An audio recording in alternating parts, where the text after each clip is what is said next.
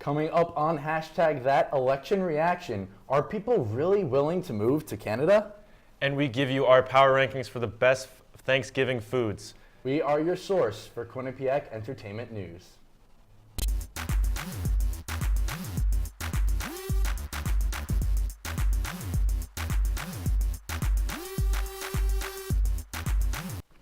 Good evening, everyone, and welcome to Hashtag That. I'm Andrew Badillo. And I'm Chris Stacy, jumping out of the sports world this week, Andrew. Lucky me, first time on Hashtag with you. Come on, it's not that bad. We got a lot of good stuff to talk exactly, about. We got some cool events around campus this week. Thanksgiving's coming right around the corner, Yes, Thanksgiving, too. Yep. But first, we're going to go to a little bit news that happened around campus, right? Yes. And a fun debate later on as well.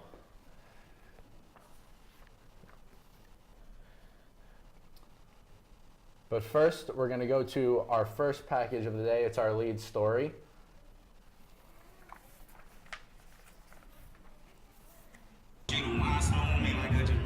The ladies of Quinnipiac Sigma Beta chapter of Sigma Gamma Rho held their 7th annual yard show in BurtCon Saturday evening.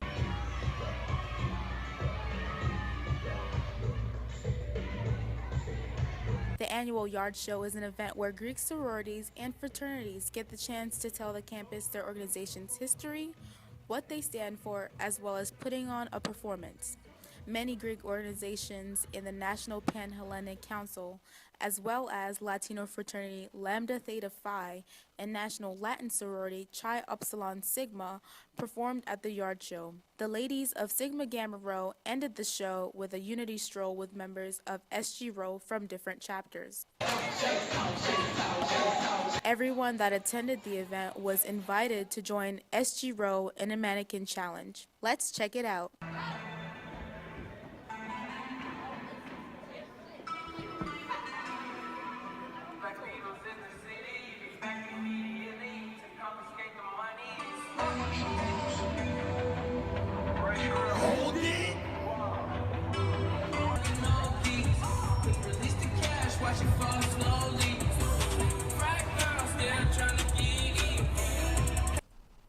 And Sigma Gamma Rho actually did a mannequin challenge. It's a craze that's going all across the country, Chris. Yes, and a craze that actually was done here at Q30 in the sports department and the entertainment department too. Did it twice, yeah. Yeah, exactly. I mean, I don't know how I really feel about it. I think it's pretty. Another thing. Yeah. I mean, Harlem Shake. That was the thing when I was in high school. Running Man. Running Man challenge. All right. On to our next story. Last Wednesday at the Mount Carmel Auditorium, a Black Lives Matter activist named Niall Fort spoke to students. The event was called A Night with Niall Fort, and he spoke about his experiences in Ferguson, Missouri during the Michael Brown riots. Niall believes that the riots were more than just about Brown's death. He felt like it was a call to action for all. Niall believes that it is everyone's responsibility to come together and spur social change. Students were encouraged to ask questions at the end of the presentation about social rights issues in the country. And the Student Veterans Organization hosted their annual event, A Cup of G.I. Joe. Each year, the SVO hosts the event and gives students free donuts. In return, students sign cards to send to deployed troops. A special event and a great way to show support for the troops. It's been really positive. We're like running out of cards as we speak. It's so nice. It's so great just watching the box fill up. It's amazing. It actually personally means a lot to me. I have a lot of veterans in my family, so like seeing events like this and like seeing the appreciation for things that like my family has done, it actually does mean a lot. The reactions to the presidential election have been passionate, with protests going on throughout the country. Right you are, Chris. Yeah. Drew Feinberg gives us his take in this week's edition of Cultural Controversy. I'm Drew Feinberg, bringing you this week's Cultural Controversy. 1 week ago, Donald Trump shockingly defeated Hillary Clinton to become the President-elect of the United States. This result did not sit well with many, causing protests to break out all through the country. The largest protests took place in Los Angeles, New York City, and Chicago, all cities that predominantly voted for Clinton. In Los Angeles, some 8,000 people walked the streets together, chanting things like, "He is not my president," and "Love Trump's hate." Many celebrities also voiced their opinion on the shocking election results. Many of them were not so happy. From Katy Perry to Stephen King and Lady Gaga, many were devastated by Trump's win. Lady Gaga, a vocal supporter of Hillary Clinton, even took to the streets of New York City to protest in front of Trump Tower. Many of who are protesting say that they simply do not agree with the results of the election. While Hillary Clinton did win the popular vote, Donald Trump won more votes from the Electoral College, making him the winner of the 2016 presidential election. However, speaking on the protests, Trump took to Twitter on Thursday to blast demonstrators against his victory. He said that, quote, "Professional protesters incited by the media are protesting. Very unfair." Many are calling this tweet hypocritical, however, because in 2012, right after Barack Obama was re-elected, he tweeted that people should march and protest in Washington, D.C. in order to, quote, "stop this great and disgusting injustice." He had also tweeted that the Electoral College was a, quote, "disaster for a democracy." However, those two tweets were 4 years ago, and Trump supporters say that protesters should not judge him based on those old tweets. While other celebrities voice their opinions on the election in negative ways, one celebrity is looking for the positive in the situation. At first, singer Miley Cyrus was absolutely devastated by the election results. However, she said that she had time to adjust to the shocking election and say that she is now, quote, accepting and hopeful, inspiring and smiling. Partnering with the Happy Hippie Foundation, Cyrus is launching the hashtag Hopeful Hippie campaign. She's asking her fans to join the movement, which promotes involvement in one's community, donating, volunteering, and just making a difference in general. Cyrus is also making a push to support education, quote, in honor of Hillary Clinton. Well, that's going to do it for me in this week's Cultural Controversy. Now here's Alex Taglieri with some more election information. Thanks, Drew. It's been a week since the election and the reaction has been very split, with some people so frustrated that they are talking about leaving the country. If you're planning to leave the U.S., I highly recommend moving to our neighbor to the north, Canada. Canada is one of the best places to live for many reasons. First, no matter what political party you belong to, everyone can agree that Justin Trudeau is a great prime minister. Before becoming the country's leader, he was a high school teacher who taught French, drama, and math, and he was even an actor in a World War I reenactment. In traditional friendly Canadian fashion, he also spent the day after he was elected thanking people on the subway. And lastly, he has way more upper body strength than any of America's candidates, which he proved in a picture that went viral. The Prime Minister was photographed doing the peacock yoga pose, which mirrored a photo of his father, a former Prime Minister himself. I mean, personally, I can't do that. And if you love watching the Bobcats play hockey, you will love Canada, where hockey is one of the nation's national sports. The country is home to some great venues where you can watch the sport yourself, such as the Saddle Dome in Calgary, which is one of the coolest looking venues, the Air Canada Centre in Toronto, and the Bell Centre in Montreal, where the fans are loud and very passionate about their teams, especially when playoff season rolls around. Canada also has some of the most breathtaking landscapes in the world. There's something for everyone, from cities like Toronto and Edmonton to scenic views like the Rocky Mountains and Niagara Falls. Pretty much everything in Canada looks like it came straight out of a painting. So if you love skiing, hiking, or kayaking, any of Canada's national parks has it all. Plus, every season in Canada is beautiful, from the fall foliage to the snowy mountains in the winter. So if you're panicking about what to do after the election, I hope this gave you some hope that Canada is a perfect backup plan with tons to offer. Now, I'm off to have some pancakes with maple syrup. Back to Andrew and Chris at the desk. When we come back on hashtag That Power Rankings Thanksgiving style, see which Turkey Day delights Chris and I rank number 1. And Brooke Riley has your entertainment news update. Don't go away, we'll be right back. The freshmen this year have stepped in and really just eliminated that problem, doing the right plays at the right time. I mean, it certainly seems like an uphill battle for this team, but Tricia Fabi is one of the best coaches at this university. Bobcats hosting Arizona State. We'll start with this power play. But she's strong. Good Lord, I saw her lifting one time. She could squat 3 of me. Like, Oh, well, 7 of me then.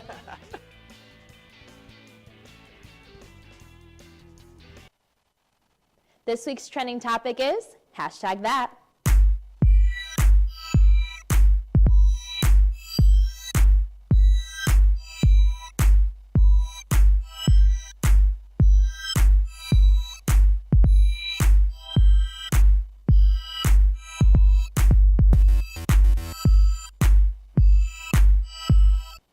We are your source for Quinnipiac entertainment news.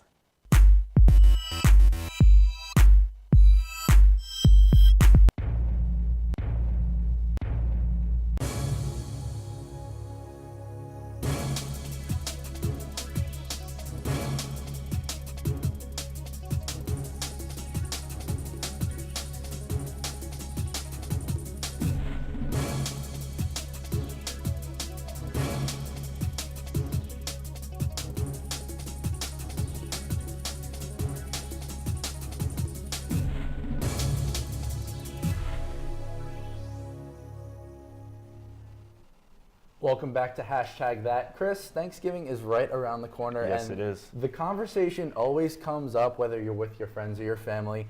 If you had to pick 3 people, whether it be a celebrity, an athlete, a famous person, whoever it may be, who would that be? Let's start with you. I want to hear your top 3. My top 3, coming in at number 3, I'd have to go with Will Ferrell, one of my favorite comedians Okay. right out there. He's hilarious. Number 2, my all-time favorite actor is Robin Williams. Robin Williams, okay. He's in so many of my favorite movies, Good Will Hunting.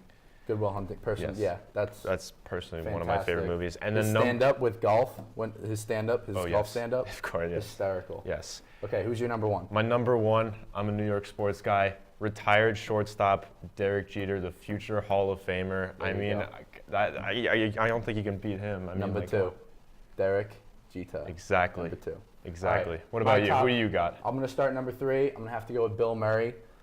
He's probably one of the most hysterical, funny people you'll ever meet in your life. And then number 2, coming in hot, Guy Fieri, the host of Diners, Drive-Ins, and Dives. You're going to make him cook too? He could cook and he could eat all the food. Exactly. Actually, I want to have some food too. But we'll get to our top 5 foods a little bit later on in the block. Can't wait but for that. My number 1 has to be Dave Grohl, the lead singer for the Foo Fighters. You and the Foo Fighters, man. If I had to meet anyone in my life, if I had to spend any time with any person in my life who was a celebrity, it had to be Dave Grohl. All right. Everyone was talking about Conor McGregor this week, and Jackie Chan made headlines for a surprising reason.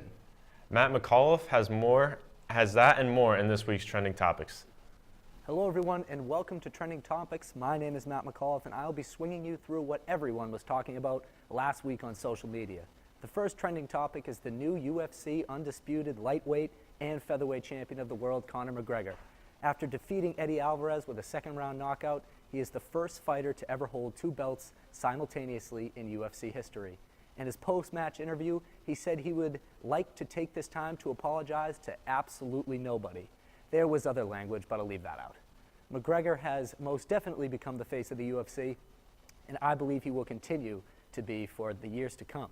The second trending topic is Justin Bieber's Purpose album. Yes, Sunday was the 1-year anniversary of arguably Justin Bieber's best album. The album featured the song What Do You Mean, Sorry, and Love Yourself. Even 1 year after the album's release, Bieber's songs are still killing it and are most definitely still getting stuck in my head. For the last trending topic, we have Jackie Chan is finally an Oscar winner. Yes, I said Jackie Chan. After 5 decades in the film industry and being involved in over 200 films, he received an honorary Oscar. He received his Oscar from the acting branch of the Academy during Saturday's annual Governor's Awards, Saturday in Hollywood. All I have to say about that is, good for you, Jackie. Hard work certainly pays off. And there you have it, this week's Trending Topics. I hope you enjoyed them. For Q30 Entertainment, I'm Matt McAuliffe. Now back to you guys at the desk. Thanks, Matt. Great job as always. And Andrew, Thanksgiving's right around the corner. We got our top 5 foods. My absolute favorite holiday because of the food. Exactly. You get to stuff your face and no one judges you. Exactly. Exactly. All right, let's start. Number 5. What do we got? Gravy. Gravy? You can put it on almost anything. But I think it's the best okay, thing, except here's my for argument like with desserts. the top 5. All right. If you're starting Here we off go. with gravy, you have nothing else to put on top of it because we're not introducing any foods before it. You don't put so anything on can't top really of judge. gravy. You put gravy on Gravy top on of top it. of Yeah, it. All so. right. I'll get you back at the debates. Don't worry. I'll Okay. take the L on that one. All right. Number 4, pumpkin pie. Disappointed in this one. Are you kidding me? It's a classic dessert. A little disappointed It's in that the one. classic Thanksgiving dessert. Ice cream's a classic dessert. Ice No, cream you and put apple pie. ice cream with pumpkin Have pie. you ever heard the song American Pie by Don McLean? Yes. We're talking about Obviously you Thanksgiving. haven't. We're Obviously talking you about haven't. Thanksgiving right now. It's American. It's an Oh my American God. holiday. Yes. Okay. Stuffing, number 3. We can agree. I love stuffing. Solid. I love It's a stuffing. solid. Homemade It's stuffing, though. exactly. It's a solid dish right there. Homemade stuffing. Exactly. Absolutely Nothing has to beats be. it. Nothing beats it. Okay, number 2. Mashed potatoes. Love it. Mashed Love it. potatoes. My grandma makes them every year. Buttermilk mashed Yes. potatoes. Second Gotta snow. go with it. What do we got for number 1? And number 1, the creme de la creme.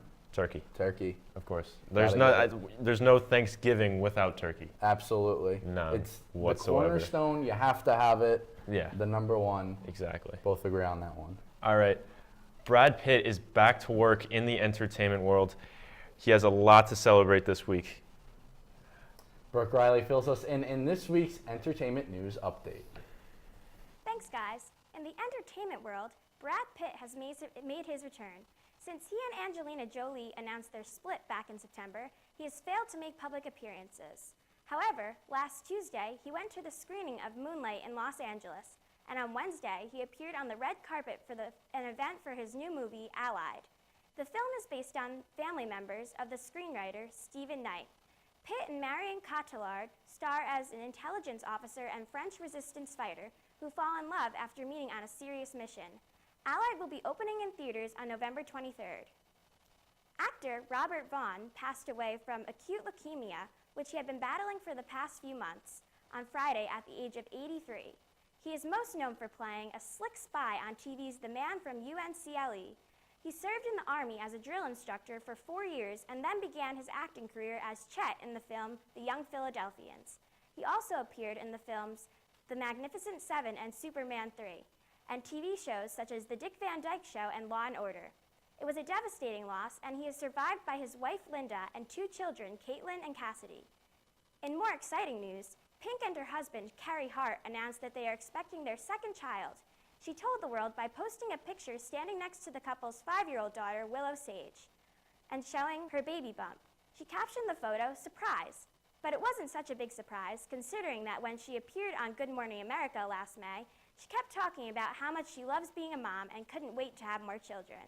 And finally, Lin-Manuel Miranda, the writer and former star of the musical Hamilton, appeared on the Ellen DeGeneres Show for the first time on Friday.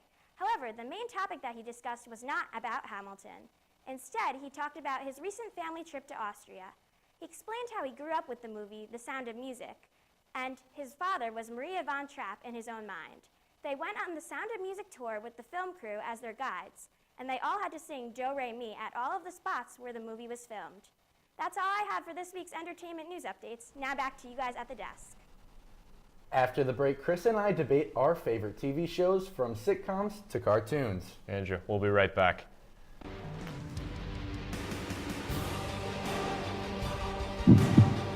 Good evening and welcome to Sports Pause. In the end, we're here to win the championship this year. Jess Fontaine now has that. She's going to take a ripper off the post, but she's going to come back. And my number one, hold your applause, Bobcats fans, is Quinnipiac. All right, Victoria, you know what time it is? It's top 5 plays of the week. My favorite time.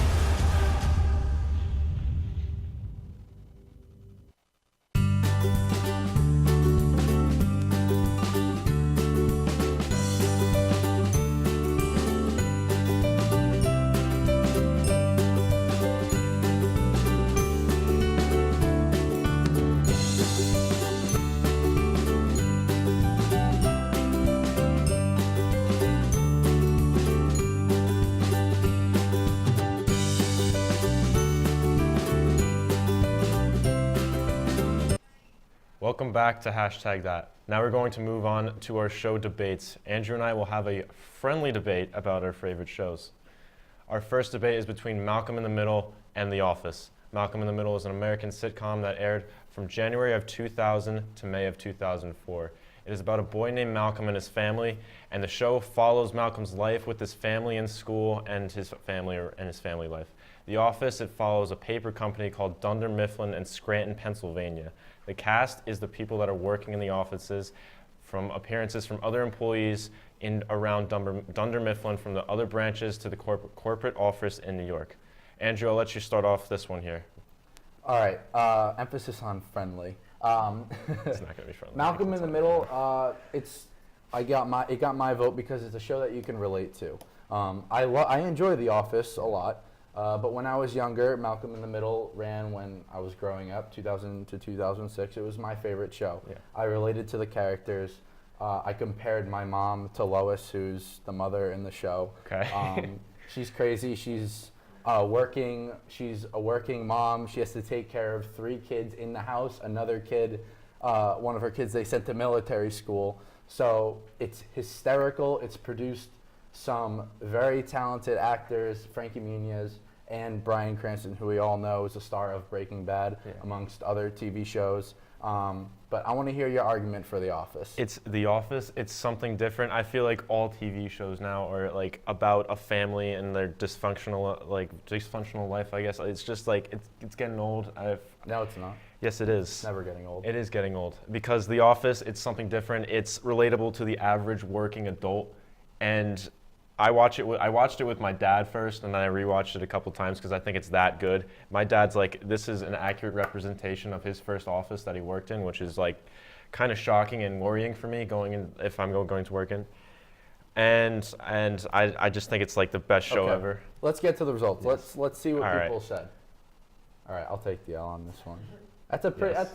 That's pretty convincing right there. 86 to 14%. It's not that bad. I like to call that a murder. Ooh. Yes. It's a little rough. Yes. It's an entertainment That's show, a Chris. murder. Come on, let's take it easy. All right. Debate number 2, Breaking Bad or Game of Thrones. For those watching, I'm sorry if you've never seen either show. They're both absolutely incredible.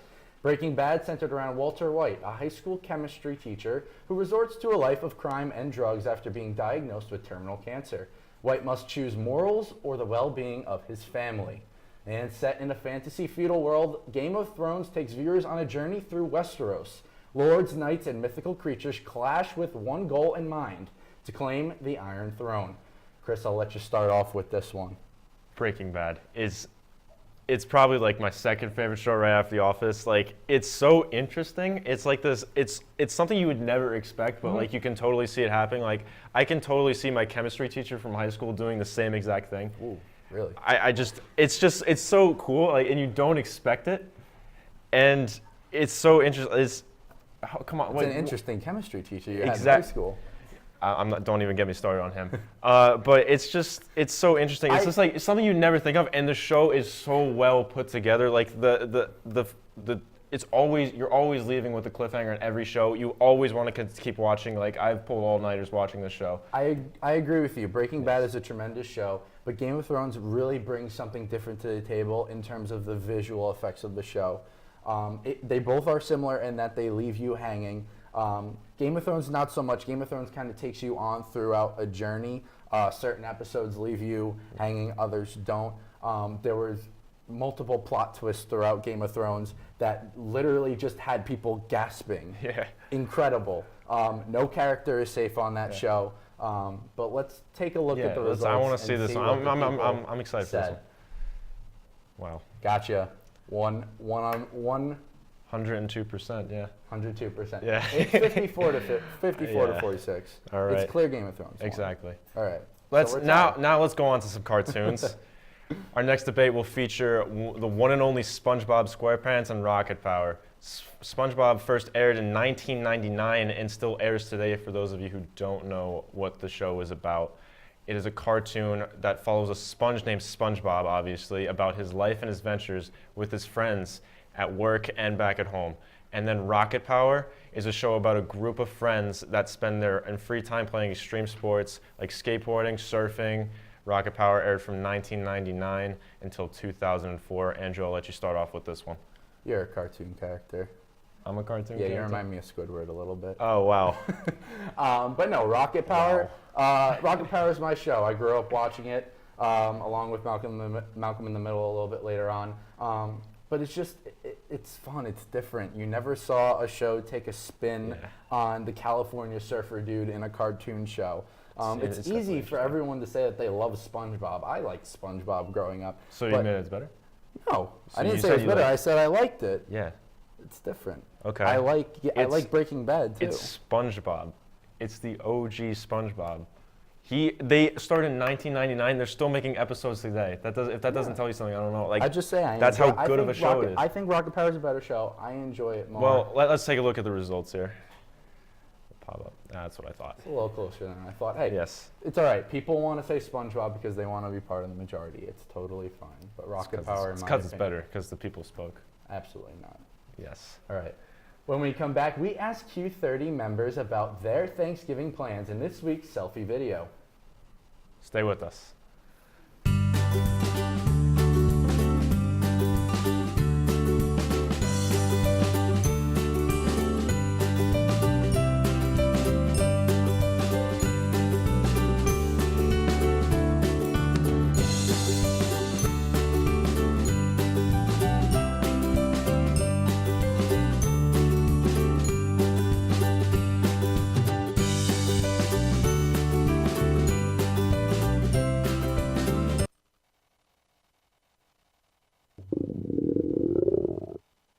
I could really go for a Ray and Mike sub right now.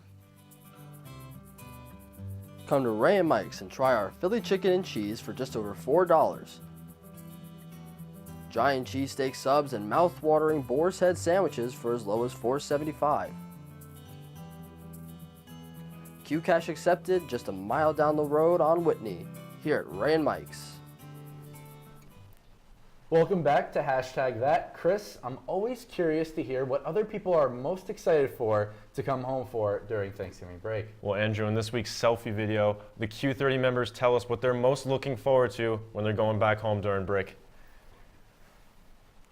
What's up, hashtag MJ from Sports Pause here again. Thanksgiving break less than a week away. What am I looking forward to most? Thanksgiving dinner. Mashed potatoes, my absolute favorite. Got to make the stuffing with my sister. Annual family tradition. I just can't wait to get home. Hey, hashtag it's Anna. What I'm most excited for about going home this Thanksgiving break is to see my brother in Colorado. It's going to be the first time I get to see him in 6 months. Hey guys, it's Brooke. The thing that I'm looking forward to most over Thanksgiving break is spending time with and catching up with my friends and family from home. Hey guys, it's Carrie. When I go home, I am most looking forward to spending time with my family and enjoying a big turkey dinner on Thanksgiving. Hey hashtag, I guess what I'm looking forward to most this holiday season is seeing my family and getting home and seeing my dogs. I love those dogs. Hi, this is Mike from TMA, and I am most looking forward to having a couple days of no stress and just doing nothing. Hey guys, John McMahon here, and the thing I'm looking forward to the most is probably seeing my family and probably just not eating chartwells all day, but that's pretty much it. I am most looking forward to eating real food. Like, finally, let's go. All right, Chris, now it's our turn. What are you looking most forward to going home? To be honest with you, since I moved in here, I have not gone home. Not once? Not once. So I'm literally excited just to go home because I haven't seen it since August. That's it, just going home. Yes, and I mean I miss my dog too. I do miss her. Your What dog. about what about you? Same, my dog, 100%. Your dog. Yes. I miss you, Winnie. I miss her so much. Winnie, if you're watching at home, Chris really honestly misses you.